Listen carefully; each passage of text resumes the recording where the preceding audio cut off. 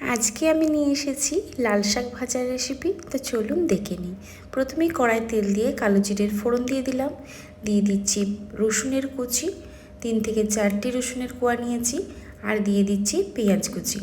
এগুলো ভালো করে ভেজে নিচ্ছি। ভেজে নিয়ে দিয়ে দিলাম লাল শাক। লাল শাকগুলিকে ভালো করে পরিষ্কার করে নিয়েছি, ছোটো ছোটো করে কেটে নিয়েছি। দিয়ে দিচ্ছি লবণ।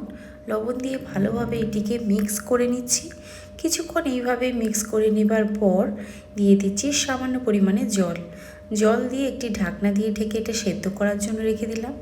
শাকটি সেদ্ধ হয়ে গেছে। এবার এটি একটু ভাজা ভাজা করে নিতে হবে।